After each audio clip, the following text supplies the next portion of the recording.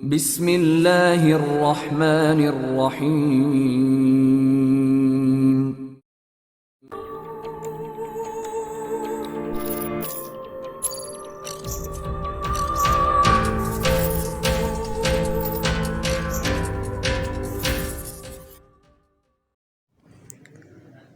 السلام علیکم دوستو، top victory Imran series novel by Mazhar Kaleem M اے۔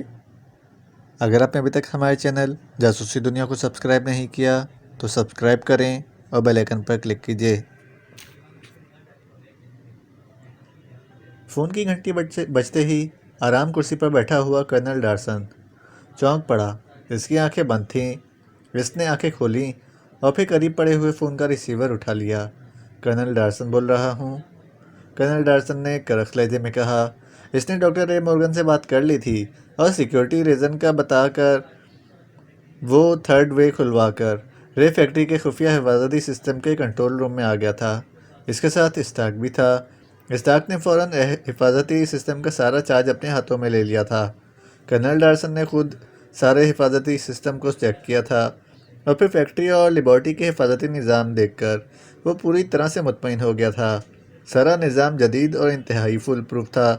یہاں ایک مانیٹرنگ روم بھی بنایا گیا تھا جہاں مشینوں کے ساتھ بڑی بڑی اسکرینیں بھی نصب تھیں اور ان اسکرینوں پر پہاڑی علاقوں کے ساتھ ساتھ دوسرے راستوں کو بھی چیک کیا جا سکتا تھا، حتیٰ کہ شمالی پہاڑیوں کی دوسری طرف موجود سمندر میں بھی دور تک نظر رکھی جا سکتی تھی۔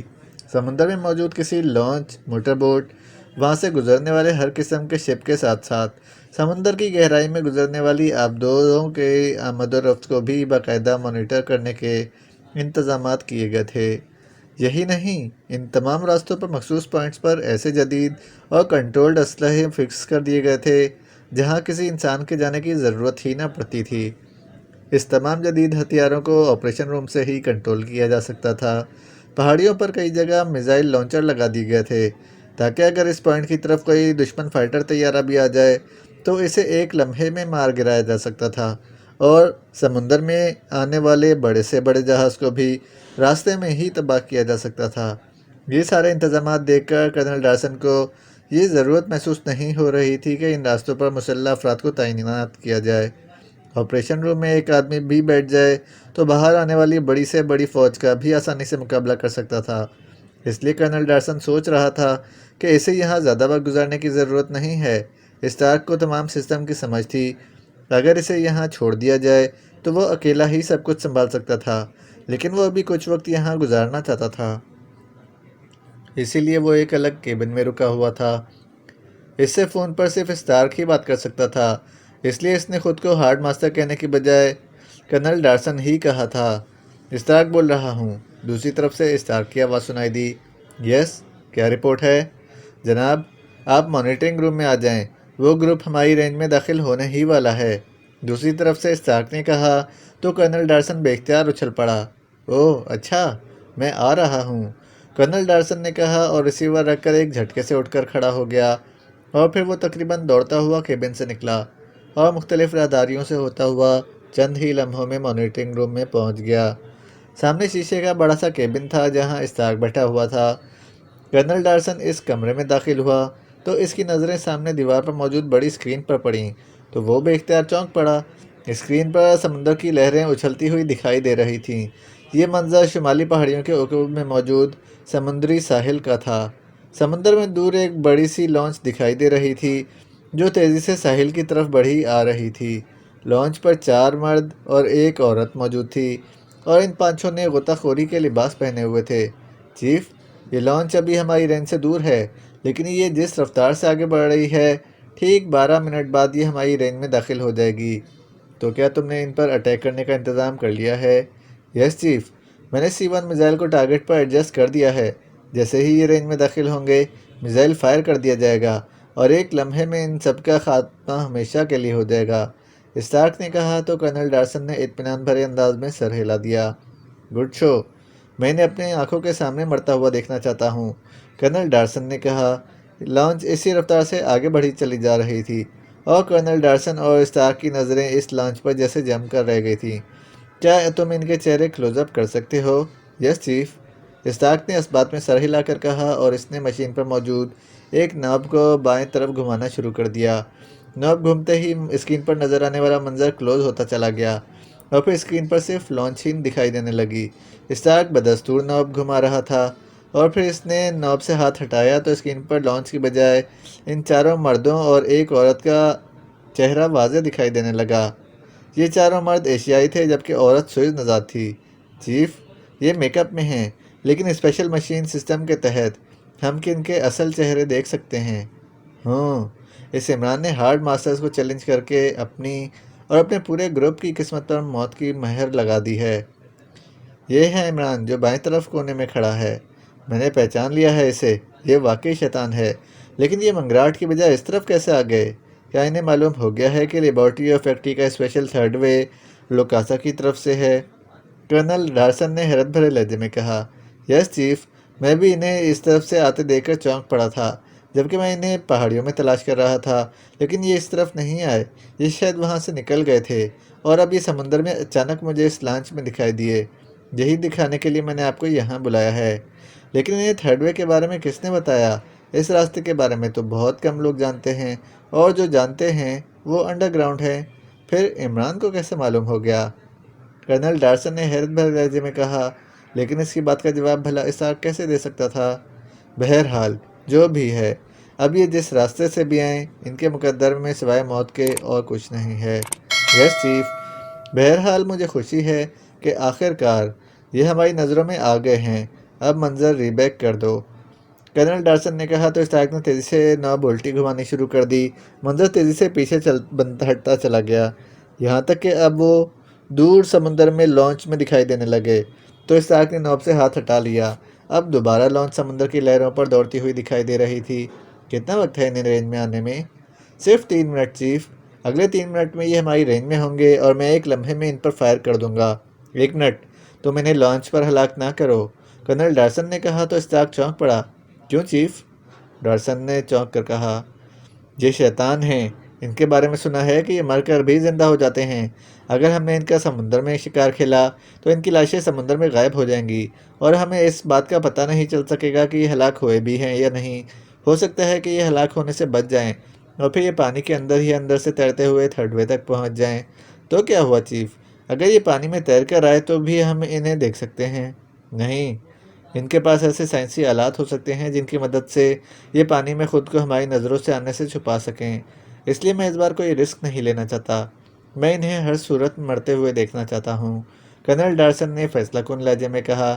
تو پھر بتائیں کیا کروں میں چیف؟ اسٹارک نے ایک طویل سانس لیتے ہوئے کہا۔ ان کا ساحل پر آنے اور ساحل پر اترنے کا انتظار کرو، کرنل ڈارسن نے کہا۔ ساحل پر؟ ہاں، یہ لوگ جیسے ہی ساحل پر آئیں تم ان پر ٹرائم ریز فائر کر دینا۔ ٹرائم ریز ایک لمحے میں ان کے جسموں سے ان کی روحیں کھینچ لے گی اور یہ کسی بھی صورت میں زندہ نہ بچ سکیں گے۔ ٹرائم ریز سے دل کی دھڑکن، خون کی گردش اور جسم کے تمام نظام حرکت کرنا چھوڑ دیتے ہیں۔ اس ریز کا اثر 1 گھنٹے تک رہتا ہے اور اس ریز کی وجہ سے یہ کسی بھی صورت میں سانس نہیں لے سکیں گے۔ 1 گھنٹے تک تو کیا، کسی انسان کا چند منٹ کے لیے بھی دل دھڑکنا بند ہو جائے تو وہ ہلاک ہو جاتا ہے۔ یہ کچھ بھی کر لیں، جب تک ان پر سے ریز کا اثر ختم نہیں ہوگا یہ کچھ نہیں کر سکیں گے اور انہیں ہر صورت میں ہلاک ہونا ہی پڑے گا، کرنل ڈارسن نے کہا۔ یس باس، ٹرائم ریز حقیقتاً انہیں ہلاک کر سکتی ہے۔ اس ریز کے اثر سے بچنے کے لیے ان کے پاس کوئی چارہ نہ ہوگا۔ یہ سانس روک لیں، کچھ بھی کر لیں، ان کا زندہ بچ جانا ناممکن ہوگا، اسٹارک نے کہا۔ بس تو پھر انتظار کرو، جیسے ہی یہ ساحل پر آئیں تم ان پر ٹرائم ریز فائر کر دینا۔ ٹرائم ریز سرکل کی شکل میں ایک ساتھ ان پر پڑیں گی تو یہ کسی بھی صورت میں اس سے نہیں بچ سکیں گے۔ اوکے باس، میں ان کے ساحل تک آنے کا انتظار کرتا ہوں۔ انہیں ٹارگٹ کرنے کے لیے ٹرائم ریز کا رخ ساحل کی طرف کر کے ان پر ٹارگٹ کے لیے ایڈجسٹ کر لیتا ہوں، اسٹارک نے کہا تو کرنل ڈارسن نے اس بات میں سر ہلا دیا اور پھر اسٹارک تیزی سے ایک مشین کی طرف بڑھا اور اس نے مشین آن کی اور پھر اسے آپریٹ کرنے میں مصروف ہو گیا۔ تھوڑی دیر بعد اس نے مشین کی اسکرین آن کی تو اس پر ساحل کا منظر دکھائی دینے لگا۔ اب ٹھیک ہے، میں نے رینج ایڈجسٹ کر دی ہے، یہ جیسے ہی ساحل پر آئیں گے میں ان پر ٹائم ریز سرکل کا فائر کر دوں گا، پھر یہ جو مرضی کر لیں میرے ہاتھوں مرنے سے نہ بچ سکیں گے، اسٹارک نے اطمینان بھرے لہجے میں کہا۔ ایسا نہ ہو کہ یہ لوگ لانچ سمندر میں روک لیں اور تیراکی کے لباس پہن کر سمندر میں تیرتے ہوئے آ جائیں۔ کرنل ڈارسن نے کہا، آپ فکر نہ کریں چیف، میں نے سمندر میں مخصوص حد تک طاقتور برقی روح پھیلا دی ہے۔ اس برقی روح سے یہ لوگ نہیں بچ سکیں گے۔ وہ دیکھیں، ساحل کے پاس بے شمار مچھلیاں اور سمندر جانوروں کی لاشیں دکھائی دے رہی ہیں۔ یہ سب اس برقی روح ہی سے ہلاک ہوئے ہیں۔ ہر طرف سمندری جانوروں کی لاشیں دیکھ کر وہ سمجھ جائیں گے کہ سمندر کا یہ حصہ طاقتور برقی روح سے بھرا ہوا ہے، اس لیے پانی میں اترنے کی غلطی نہیں کریں گے۔ انہیں لانچ کنارے تک لانی ہی پڑے گی اور یہ پانی کی بجائے خشکی پر چھلانگیں لگا کر اتریں گے اور میرے ہاتھوں ٹائم ریس کا شکار بن جائیں گے، اسٹارک نے اطمینان بھرے لہجے میں کہا۔ تو کرنل ڈارسن نے بھی اطمینان بھرے انداز میں سر ہلا دیا۔ اسکرین پر واقعی سمندر کا کنارہ دکھائی دے رہا تھا، جہاں ہر طرف چھوٹی بڑی مچھلیوں اور بہت سے عجیب و غریب سمندری جانوروں کی لاشیں تیرتی ہوئی دکھائی دے رہی تھیں، اور یہ سب لاشیں جیسے جل کر سیاہ ہو چکی تھیں۔ وہ لانچ کی طرف دیکھ رہے تھے، جس میں موجود افراد آنکھوں سے دوربینیں لگائے اس طرف دیکھ رہے تھے۔ ان کے چہروں پر سمندری جانوروں کی لاشیں دیکھ کر پریشانی لہرا رہی تھی۔ Good show! انہیں سمندر میں یہ لاشیں دکھائی دے گئی ہیں، اب یہ واقعی سمندر میں اترنے کی غلطی نہیں کریں گے۔ ارے یہ کیا؟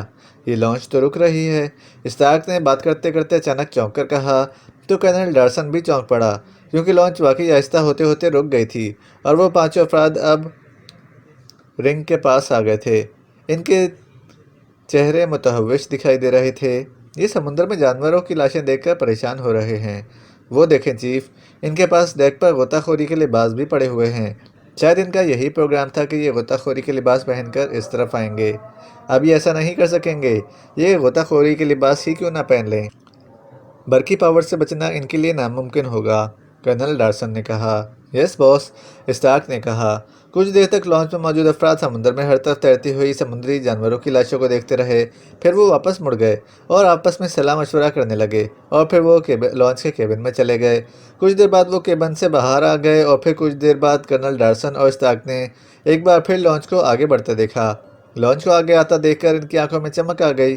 وہ لانچ میں ہی آگے بڑھ رہے ہیں، کرنل ڈارسن نے مسکراتے ہوئے کہا۔ یس باس، اب وہ ساحل پر آئیں گے، اسٹارک نے کہا۔ لانچ آہستہ آہستہ ساحل کی طرف بڑھ رہی تھی۔ تھوڑی ہی دیر بعد انہوں نے ان افراد کو لانچ ساحل پر لاتے دیکھا۔ لانچ کو وہ اس حد تک آگے بڑھا لائے تھے کہ لانچ کا اگلا حصہ خشکی پر آ گیا تھا۔ کرنل ڈارسن اور اسٹارک مسلسل انہیں دیکھنے لگے، پھر انہوں نے پانچوں افراد کو بڑے بڑے تھیلے لے کر خشکی پر کود کر نیچے آتے دیکھا۔ وہ آ گئے ہیں، ٹائم سرکل ریز گن تیار رکھو، جیسے ہی یہ سب رینج میں آئیں ان پر فائر کر دینا، کرنل ڈارسن نے کہا۔ تو اس بات میں سر ہلا دیا اسٹارک نے، اور مشین کے مختلف بٹن پریس کرنے لگا۔ وہ ساحل پر اتر آئے تھے اور پھر وہ ساحل پر آتے ہی ایک ساتھ کھڑے ہو کر ادھر ادھر دیکھنے لگے۔ ان کے ہاتھوں میں مشین پستل دکھائی دے رہے تھے، جیسے وہ ہر خطرے سے نپٹنے کے لیے تیار ہوں۔ جلدی کرو! نان سینس! میں تیار ہوں چیف، ان میں سے کوئی نہیں بچ سکتا، ان کی موت یقینی ہے۔ میں نے بٹن پریس کر دیا ہے، جیسے ہی یہ رینج لائن میں داخل ہوں گے، ٹائم ریس سرکل گن سے موت کی شعاعیں آٹو فائر ہو جائیں گی اور یہ نہ بچ سکیں گے۔ شعاعیں پھیل کر ان پر اٹیک کریں گی اور انہیں بھاگنے کا بھی موقع نہ مل سکے گا، اسٹارک نے جواب دیا۔ تو کرنل ڈارسن نے اس بات میں سر ہلا دیا۔ چند لمحے وہ پانچوں ایک جگہ کھڑے رہے اور پھر وہ مشین پستل لیے آگے بڑھنا شروع ہو گئے۔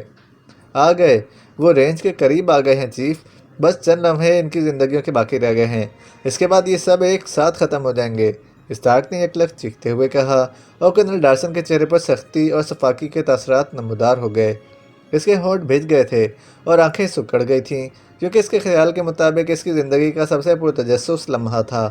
اگر وہ عمران اور اس کے ساتھیوں کو ہٹ کرنے میں کامیاب ہو جاتا تو پھر قیامت تک وہ پوری دنیا کا ہیرو بن جاتا۔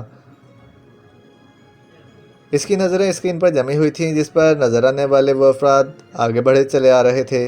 چند لمحوں بعد یک لخت مشین پر سرخ رنگ کا ایک بلب سا روشن ہوا اور فوراً بجھ گیا۔ ریس فائر ہو گئی ہیں چیف، اسٹارک نے یک لخت چیختے ہوئے کہا، اور دوسرے لمحے کرنل ڈارسن نے سرخ رنگ کی ایک لہر سی بجلی سے بھی تیزی سے ساحل پر پھیلتے دیکھی۔ اسی لمحے تیز دھماکہ ہوا اور یہ دیکھ کر کرنل ڈارسن کے حلق سے مسرت بھری چیخ نکل گئی کہ پانچوں افراد اچھل اچھل کر نیچے گرے اور ان کے جسم تیزی سے اکڑتے چلے گئے، جیسے وہ بے جان ہو گئے ہوں۔ چیف، فتح مبارک ہو، ہم نے انہیں ہٹ کر دیا ہے، ہرے ہرے، ہم کامیاب ہو گئے ہیں، وہ ہٹ ہو گئے ہیں، ہرے ہرے۔ اسکاٹ نے یکلخت چیختے ہوئے کہا تو کرنل ڈارسن کا چہرہ بھی پکے ہوئے انار کی طرح سرخ ہوتا چلا گیا۔ ویل ڈن اسٹارک، یہ کارنامہ تم نے سر انجام دیا ہے، اس کامیابی اور مبارکباد کے تم مستحق ہو۔ Well done. کرنل ڈارسن نے اس سے نہایت گرمجوشی سے مصافحہ کرتے ہوئے کہا تو اسٹارک کی آنکھوں میں مسرت کی چمک ابھر آئی۔ یس چیف، یہ سب آپ کی سرپرستی میں ہوا ہے، آپ ساتھ نہ ہوتے تو میں یہ سب نہیں کر سکتا تھا۔ ہاں، ان سب کی موت ہمارے ہاتھوں سے ہونا تھی، اب یہ ہلاک ہو چکے ہیں، ان کی لاشیں اسی طرح ساحل پر گل سڑ جائیں گی، بلکہ ایک گوشت خور جانور اگر اس طرف آ گئے تو وہ خود ہی ان کی لاشیں کھا جائیں گے۔ Well done.